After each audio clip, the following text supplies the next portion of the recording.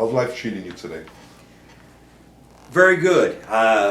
You know, I mean, life is life. We all have our ups and downs. I mean, my kids get in trouble like everybody How else's many kids you got? I'm sorry. Two that I know of. Girl, boy? One boy and one girl. They're How old are 8 they? years apart. My son's 26. My daughter, well, he's 20. He just turned 27 and she'll just turn 20.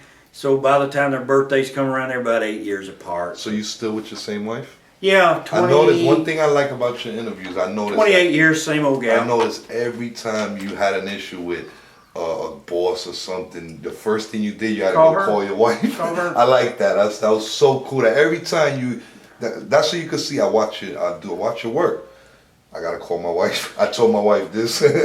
I never went to a promoter. I went to someone and said, I can't make this decision yet. I need to call my wife. I would make the decision and call her and say, this is what's going down. Yeah. Well, what are you going to do? That's so and cool, I said, man. I'm fucking walking. Well, there you go again. I said, I don't care. I got to live with myself. That was so cool. Not for nothing. The little things like that you would say stand out to me. Well, I was like, wow, that's. It's a partnership. I think a marriage has to be a partnership.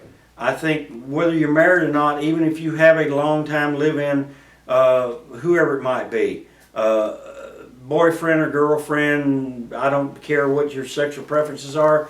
I think if you have that person in your life for any extended period of time, there needs to be no secrets.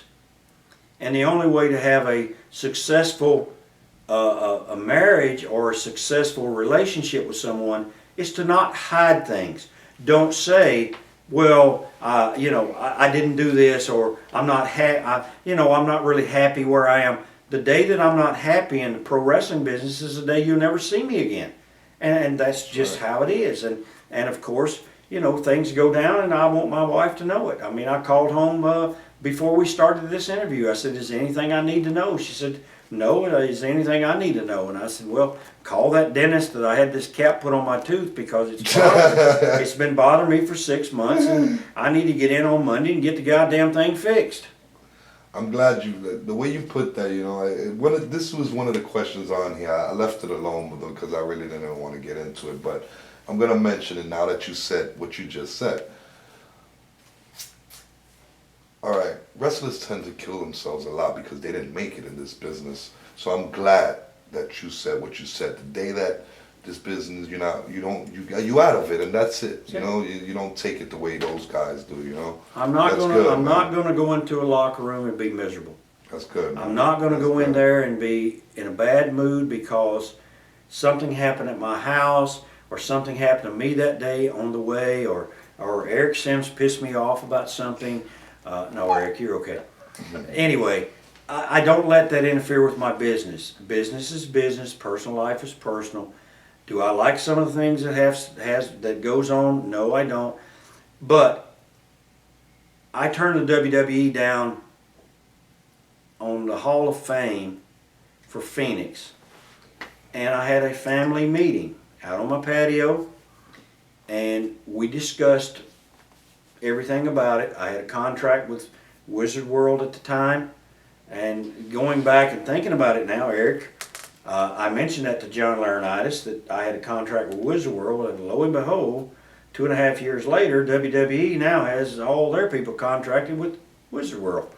So they obviously took notes. Well, if Honky Tonk Man's working 14 shows for Wizard World and doesn't want to be in the Hall of Fame, something's going on with Wizard World. We might ought to investigate those guys. But anyway, I had a family meeting, and then I had another family meeting a 1.5 years later when WWE called me and asked me to be part of a Legends thing in Hershey, Pennsylvania, a Legends reunion type thing. And I'm thinking, first of all, I said, sure, it'd be nice. Then I started thinking about Ricky the Dragon Steamboat, who had been seriously injured by those Nexus boys at the time. They called them Nexus, and these were a bunch of young guys they brought in, and they were really, really rough and hard on the people they wrestled. They powerbombed Ricky Steamboat, and he had an aneurysm, almost died. He spent how many weeks did he spend in intensive care, Eric? a week, 10 days. Sounds good. He almost died. Wow. And I had a chance to see him a year and a half ago, and I said, Ricky, what happened with that deal with those guys? And he says, they slammed me down really hard and gave me a blood clot, and I almost died. Dang. I said, why did you do that?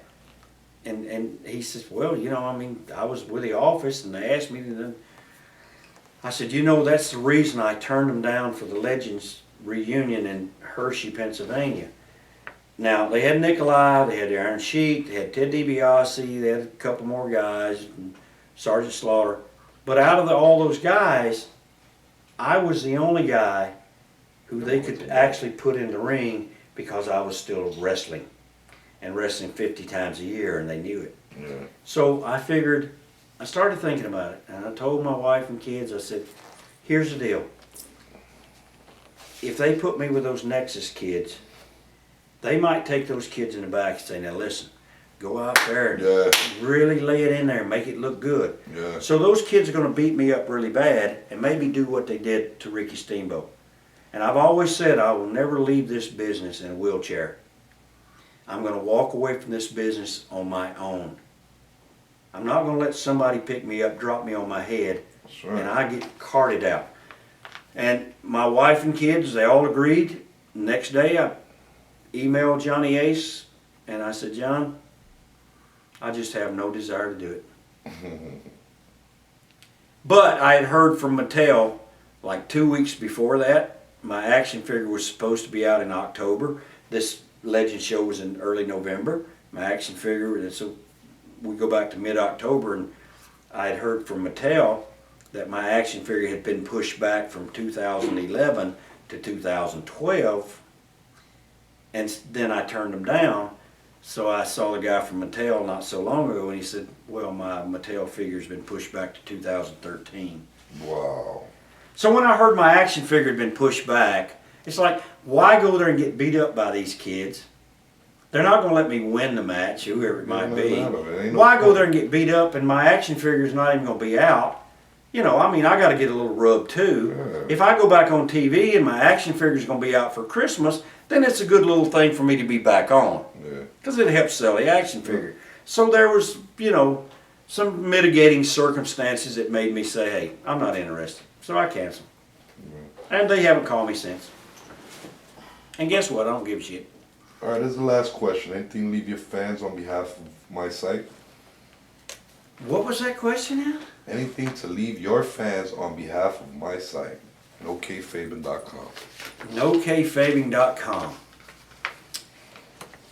I think the way you asked the questions of me tonight, and for this interview tonight or today, however it's going to be played, have been very, very different from any of the shoot interviews I've done, which is uniquely different. And I would hope that my fans that are fans of my shoot interviews will listen to this interview not because they want to hear me say Ric Flair's a sorry so-and-so for stiffing everyone in the world and not paying his bills, or to say that every time Dusty opens his mouth he's probably lying. We've been down that road before, and you've asked them some questions that really reveals a different side of a wrestler, especially myself. And I think the way that you've conducted this interview and the way you've probably done others in the past, my fans should be very interested in going to your site and picking up these DVDs to find out the other side of the business, as opposed to, just going off on a rant and a rave about how bad somebody treated you or something like that. Yeah, I'm gonna be honest with you. I'm a lifelong fan. I've watched all these shoot interviews. My goal is not to do what's out there already. I know what I like. I know what the fans like. Me being a fan, I try to get what I think as a fan the fans want to hear. Yeah, and that's how I felt with every question that you asked me, because it gave me a chance to say things on a shoot DVD or shoot interview that I've not been able to really say. Like asking about my wife and my Yeah. kids and things of that nature. Yeah. And that's important because we do have a life that goes along with this business, but I don't walk down the streets of my neighborhood wearing a jumpsuit with my hair slicked back and a pink Cadillac. I live in a middle-class neighborhood. I live a normal life. I go to the grocery store. I wash clothes. I do the dishes. I do all those things that anyone else does when I'm not on the road. I love being at home when I'm home, but I love being out here doing what I do. I want to thank you for your time. I appreciate the compliment. It's an honor for me to have this time with you. Thank you so much for some very, very good questions that have never been asked of me before. NoKFaving.com. NoKFaving.com.